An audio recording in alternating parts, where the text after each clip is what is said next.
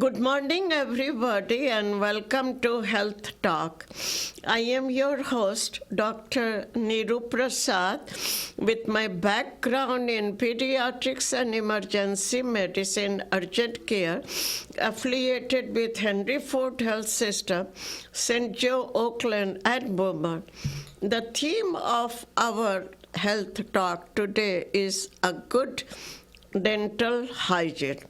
Joining us today as my guest speaker is Dr. Pragati Bhargata, and she is a dentist, graduated from University of Pennsylvania, and she is going to highlight our viewers about what is a good dental hygiene and how do you put up with this, how do you keep up with your good dental hygiene. Good morning, Pragati, and welcome to my show. Thank you, Niruji. Appreciate it. Appreciate your time here. So my name is Dr. Pragati Bhargata. As Niruji said, I graduated from University of Pennsylvania like 10 some years back. And ever since then, we moved here, and I'm practicing here in Michigan. I live here with my family, my kids, and kind of enjoying life. Yeah, and I can see a beautiful smile on you, so your teeth are healthy. Thank you for that. Yeah, so just to get started, can you tell us, our viewers, about what is a good dental hygiene and what is the importance in our life? Sure. So a little fun fact about dental hygiene. Do you know that there is a direct correlation between the longevity of the teeth, how long and healthy they are in your mouth, right, and the longevity of life?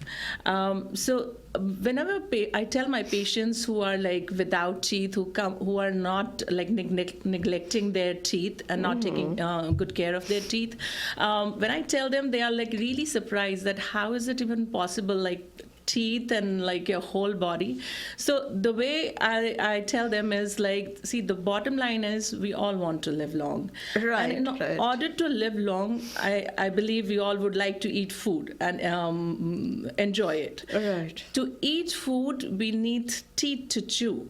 Because if we don't have teeth to chew right, it well, our digestion will be affected, and from there on, the problems can start because of the indigestion.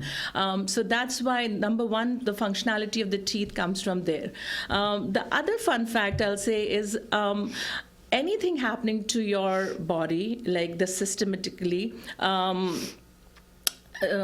your oral cavity, your mouth, is actually a window of what's happening in your gut. Right. Yeah. So there are so many conditions systemically in your body that when the first signs of those diseases could be seen in your oral cavity. So when people come and patients comes and visit us for their oral care, the first and foremost thing what we do is doing an oral cancer screening, in which the signs of cancer can be shown in your mouth, as well as diabetes, diabetes, hypertension, so many other diseases, and it starts reflecting in your mouth way prior than they can show, the symptoms can show in right, your body.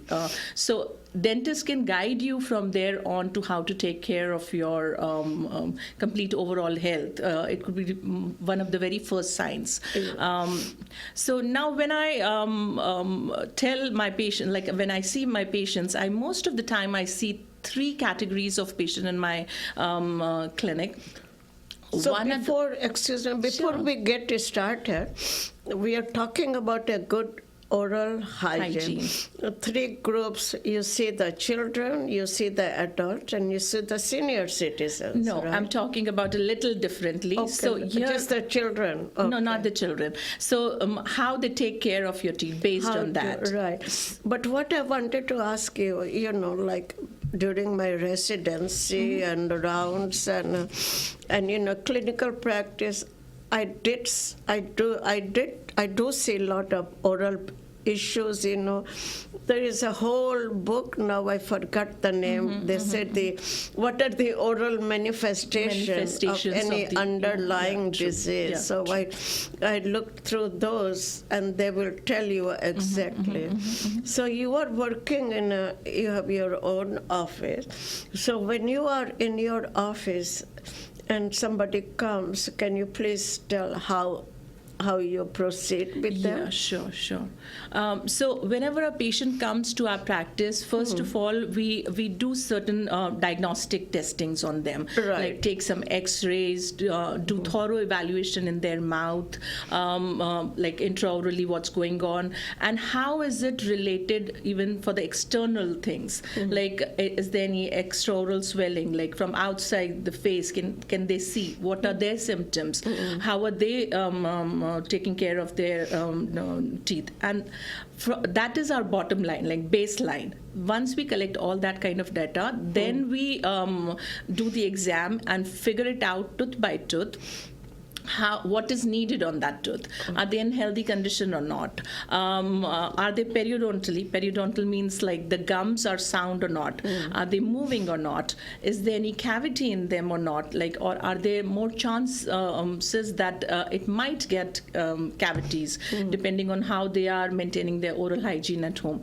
And based on that, we direct them that what they need to do, like with the treatment plan we offer them, and they tell them that how it should be phased, Right. because not everything could be done in one visit, but as with time, As the time progress. Right. The very first step is actually dental hygiene in that. So one of our hygienists, from there on, she takes over and she helps them with the cleaning. She goes through with what are the cleaning habits they should be following at home, and how often they should come and visit the dentist. Visit you as Once that part is done, then they are transferred to the dentist side, where we take care of the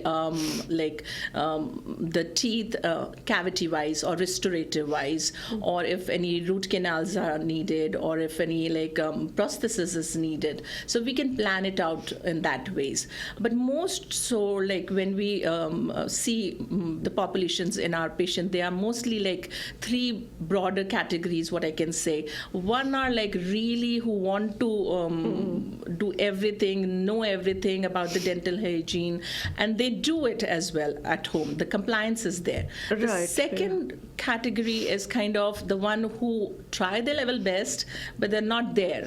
They are not good compliant. Yeah, and the also thing when I see these kind of patients, like they are doing kind of their job at home, but because they are not doing it accurately, that's why they don't get the results. Right. So that's the second category. Now the third category, what we see is like they are just not concerned about dental care. They are like, whatever happens. If they want to leave me, that's okay. If they want to stay, that's okay too. But there, I guess the educational part comes into play, because they're not valuing their teeth. Why even they need their teeth? They need education. So there our part as an educator comes first. Like, because even if we do something, like whatever treatment we'll do, even after spending so much of time, effort, and money towards it, if they don't do that part at home, if they don't, because we can't go and brush their teeth each day, they have to do their part, they have right? to do it themselves. So that is the each day thing what they have to do. And once they are on board with us, they get good results with that. So So there are, for our viewers to know, that the dentists always work with a dental hygienist. And the first screening is done by the hygienist. They will get the history and everything, necessary. Then they will bring the person to you, and then you go further. So the treatment planning part and diagnosis part is actually done by a dentist, and we direct them to towards the hygienist that what kind of cleaning is needed. So there are different kinds of cleaning. If the patient is doing like good oral care and the teeth are pretty much in healthy situation. They just need regular cleaning with our professional instruments. But if the patient is having a lot of gum disease and before doing anything, if they are willing to invest the time and effort and want to get it in the healthier situation, then the deeper cleaning is needed. Deeper cleaning is more towards the root, and they need to see a little more often and come and visit us, so that we can, every time when they come, we break the cycle of the bacterial infection, what happens in the gums and all. And then with time, eventually they land up in a healthy state. So, the gum disease is a big problem, Pragati. Yeah. Every time, it's much different, children, adults, senior citizens, the gums recede. Yeah. And that is a big issue, Then you started having gingivitis and other issue. So how should we handle those? The recession thing. So recession, what is the root cause of recession? Unless we know what is happening or what is the root cause of it, whatever we do, it is just a patchwork kind of thing. So when patient comes to us with recession and all, so it could be part of faulty toothbrushing, the way they are not brushing it properly, or sometimes it can also be because of if they are grinding their teeth. When people grind their teeth, the pressure is transferred from the tooth towards the gum, and if the position of the tooth is a little misaligned, then it can happen at localized teeth area. If it is a generalized problem now, more so it is either the brushing habits are not proper, or the teeth are very much misaligned. But there could be many other causes for this recession. Cavities play a significant role with the unhealthy teeth, right? You don't brush properly, develop cavities. So one for most important thing for if you can do dentally is to brush, floss at home at least once, a floss each day, and brush twice. That is the best thing what if a person can do for themselves. So now, let me take you let's take our viewers a little towards how these teeth even works, because unless we know the anatomy of the tooth a little bit, we are not sure what we are getting into and how this process works. Right. So the tooth is it's as hard as a bone, or even harder, because enamel, it's like the outer coating of the tooth, it's very strong, it's calcified, so it doesn't the bacteria doesn't penetrate very easily, but unless there is a reason why they do it. Most of the time, diet plays a lot of role in that. Right. So now the tooth sugar. The outer covering of the tooth is actually enamel, which is very hard, even harder than the bone. The inner layer is a little softer, which is called dentine. And inside that is called pulp, where all the nerves and the blood circulation and everything lies. I can visualize the structure of a teeth. Dentine, enamel, and the pulp. True.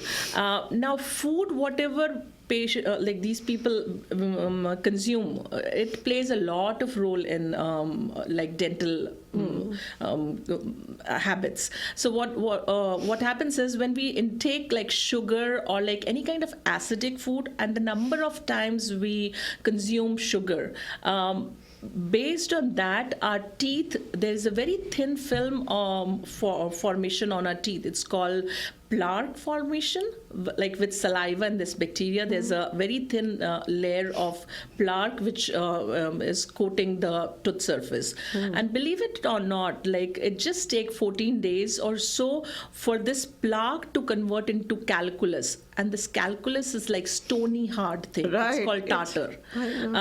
When you guys come to us and we do the cleaning, you must have seen there's a stone-like thing in between your teeth, the triangles between your teeth. It gets in there and it stays there.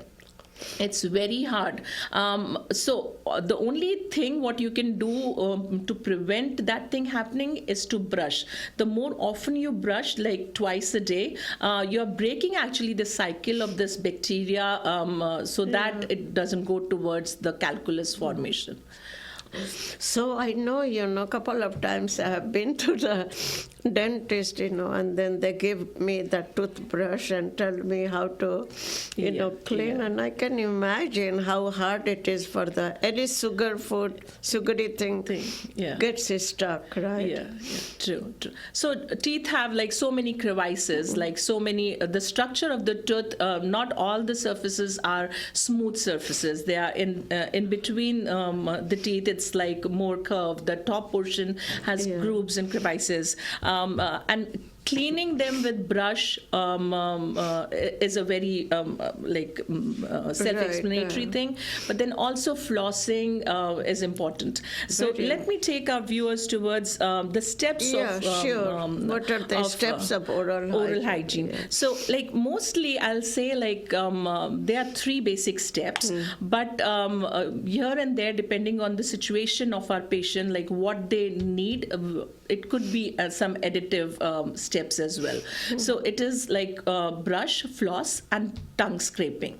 And now some patient might sometimes ask us that now which manner should they do this thing? Like should floss be done first, or should brushing be done first, or tongue scraping, and sometimes mouthwashes as well. So let's go through those things. So first step is like mouthwash. Now mouthwash is actually not required if it is a healthy mouth, but it surely is required if the patient is like has any kind of disease in their mouth, or if they're looking for bad breath and things like antiseptic mouthwashes are available, or anti-cariogenic like anti-cavity mouthwashes are also available in the market. So I'll say like first step, if you are planning to do the mouthwash, rinse the mouth and use mouthwash. Yeah. First do the mouthwash. Right. Particularly the antiseptic mouthwash always go before. The reason is because it's a little acidic in nature. So we don't want to do it the last, because acid is what we are trying to prevent in our mouth. The whole purpose is because bacteria also create acids, in which is a very conducive environment for bacteria to stay. So anti-septic mouthwashes should always go first. Now, how do you do that? It's like mostly you take a little bit of mouthwash and dilute it with a little water if you want. Bless you. Yeah, go ahead. And then you swish it in your mouth and for a couple of minutes, as far as you can handle it, and then just spit it out. Just rinse it out. Spit it out. Now, the second step is, like I say, toothbrushing. So toothbrushing is like mostly, as you all know, like we use toothbrush for that, right?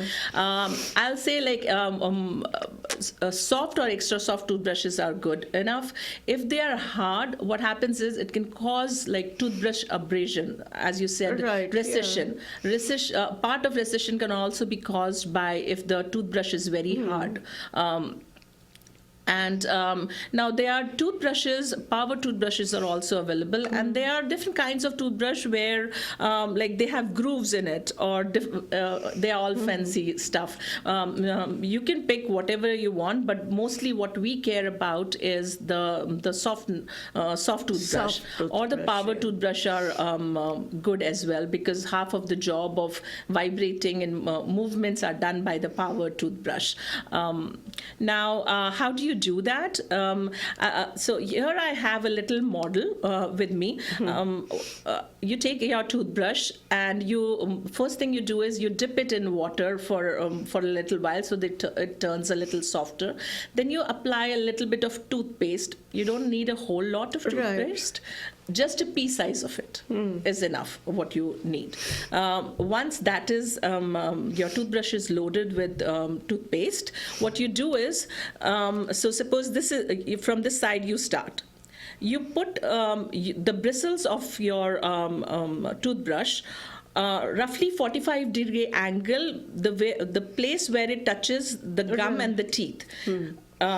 Like roughly like this, and then you go like small round circles, and then go swipe it down towards. Same thing, and you hang on. So you start it from one side, and then you keep moving forward. You do it outside, you do it inside as well, and then on the top portion also. Okay. Now, here I want to tell our viewers a little bit about that. Some areas are really prone for tartar and plaque buildup. The reason is because those areas are actually surrounded by salivary glands, right, which also can enhance this kind of thing. So the inner part of the lower teeth is a very prone area where we find a lot of tartar. Now, the outer portion of the upper teeth, so from this side, if we go, those are the areas where a lot of tartar buildup can happen, this area and this area. So bottom line is you spend some time in brushing, at a 45-degree angle. And small round circles. And round circles. Yeah, small. Yeah. And be a little gentle. You don't have to go very aggressively, because if you go very aggressively, it can cause... bleed. Either you can bleed or recession can happen. Now, patients do ask me sometimes, like, how long should I brush? So most of the time I tell them, like, 1 to 2 minutes is enough. 1 to 2 minutes. 2 minutes is enough. Yeah. But make sure during that time you're covering all your surfaces of your mouth. Then twice a day, like morning, preferably before a breakfast, and at night before bedtime. Those are the 2 good times. And the power toothbrush is the other option what you can find. So now the third step, what we can cover is the floss.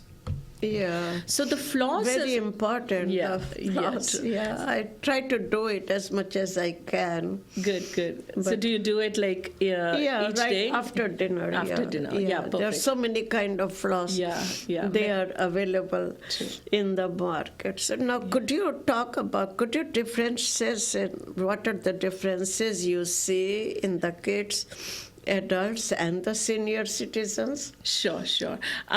So let me just go through a little more about floss. Floss, if you're planning to do at least once a day, preferably before the bedtime. That's preferred. And the reason is because all night you are kind of fasting, but the bacteria are still active in your mouth. Right. And the third part is kind of what we call tongue scraping, because 90% of the bacteria are sitting on your tongue. Okay? Right. And the third, some additional steps are there, which is like your dentist can tell you more about those things. But these are the 3 basic steps. Now, as you asked me about the how it is different between the kids and different age groups. So like from 0 to 1 years of age, we call them infant. With infants, as they can't brush, all what we care is if the caregiver, like parents or mother, advise the mother, how to take care of the infant after feeding, sure. Especially after nursing. Yeah. So every time when they drink their milk, they are exposed to some kind of sugar, right? So there are different kinds of finger toothbrush available for infants. You can just have it in your finger here, and then go inside their mouth pads and clean it. The other thing is, if you don't have that finger brush, you can use a gauze piece. A small gauze piece, just wrap it around your the finger, and then take it inside, and or you can just damp it with regular water. You don't have to use any toothpaste for them because they are too young. Yeah. And now some kind of toothpaste which are available, which are like non-fluoridated toothpaste. Those are the ones. I was going to ask you about the fluorinated versus non-fluorinated, but you got it. Yeah. So those non-fluoridated treated ones generally we recommend for younger kids, the kids in which their mouth muscles are not fully developed. And how we know it that their mouth muscles are developed versus not is based on that if they can swish it. Like if then when they put the water in their mouth, if they are able to swish it well, that means their cheek muscles are good enough. They can handle to swish, because we don't want the ingestion of the fluoride inside. Right. Now we have already spoken about the adults, how we do it. Right. And then So for the seniors, I'll say most of the time power toothbrushes are good option, because as we know that as we age, there's a motor things run everything out. gets slow. Yeah. And slow in healing, slow in everything. True. Yeah. So that is one thing what they can add to it. The other thing is water pick. There's a special kind of floss available in market in which they don't use the stranded ones. What they do is they use water. It's a small machine with a tank of water, and there's a nozzle towards it. You can throw water around your teeth area, and it can clean it for you. But just make sure that you don't use it at a very higher power, because that water can hurt as well. It can cause bleeding and all. Yeah. So that's very good, Pragati. You talked a lot. We discussed a lot about a good dental hygiene, and I can see from your teeth, you have a beautiful smile. Thank we you. all want to keep smiling, right, with a beautiful teeth. So I like to thank you today for coming to my show and talk about the good dental hygiene. This was the priority, the first step. And then later on, when you have time, we can focus on some other issues, like cavities or whatever you want to talk about. Sure. For the cavities is a big thing, isn't it? True. I mean, you see all those kids and they have so many cavity filling. Yeah. True. One more thing I'll say that as the holidays are also approaching, I guess we all will be bombarded with sweets and all good things. Sweets. Right. One thing what they can do is, if they don't have toothbrush handy with them, just take a sip of water, swish it, and rinse. That is also something which really helps, because what it does is it dilutes the effect of the bacteria and acids in your mouth. So for our viewers to know, since this is the holiday season, everybody is going to go out and eat, candies, sweets. The best thing is just rinse your mouth. Yeah. Try to get rid of whatever you have. Yeah. I mean, don't forget about like which manner you should be doing. As far as you are doing it each day and you are consistent with it, that's all what matters at the end. Because that the longer you do it, the better results you'll get. So I like to thank you to coming to my show. I like to thank our viewers for watching this wonderful video with Dr. Pragati Bhargata. She's a dentist in private practice. And I like to thank our producers for helping me produce this tape. And until I see you guys again, have a very safe and a wonderful holidays.